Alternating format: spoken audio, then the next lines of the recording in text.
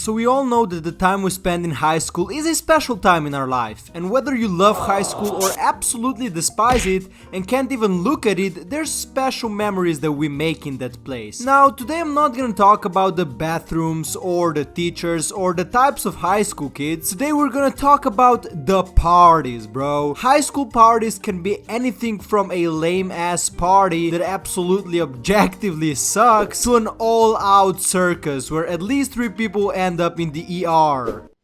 Bruh, I should not have drank that much. And of course we got the in-betweens.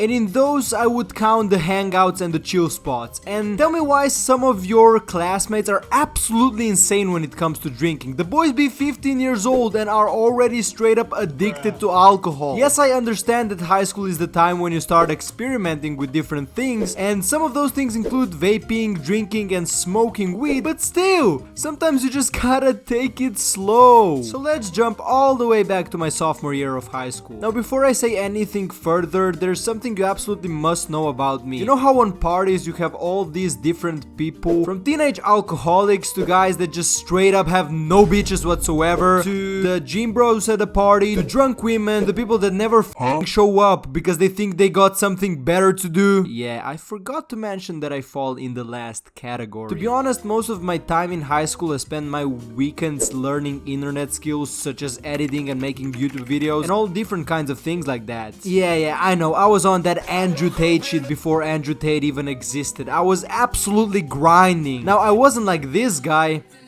It's 1:30 a.m. right now. I got school tomorrow. I've been staying up all night working on my businesses.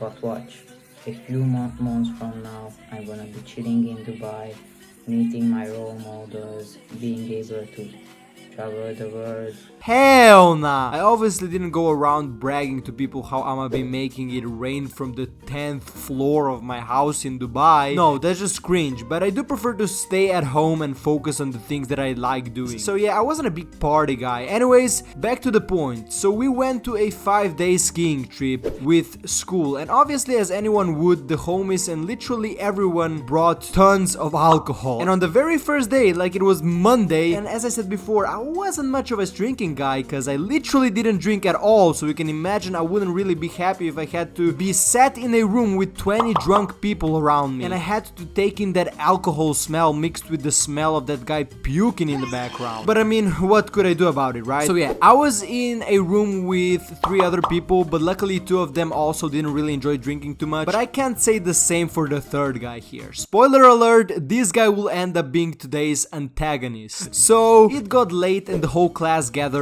in some other rooms separate from ours and we just hung out a bit. Some people were drinking, others were not. Some people were drinking a bit too much, some people were vaping and all that other bullshit.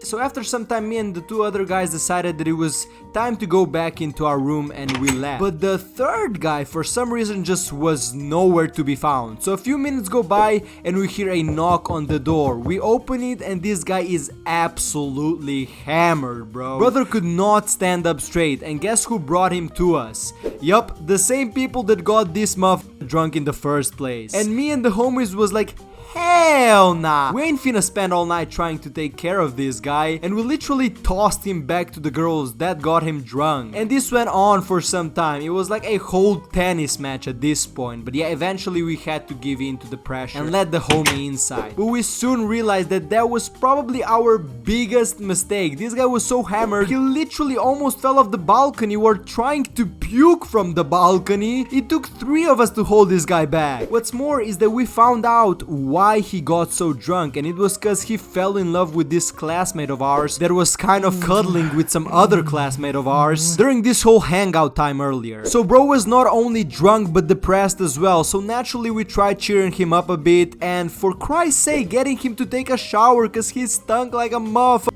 Like, I don't know what he was drinking, but his breath was worse than that of a dead-ass horse, bro. And his clothes smelled like alcohol overall, just not a good look for him. After we went through the trouble of helping him do all those things, the muff starts just puking all over the goddamn floor. And this shit caused a chain reaction, as my other friend that wasn't even drunk at the time had to let one out in the bathroom quickly.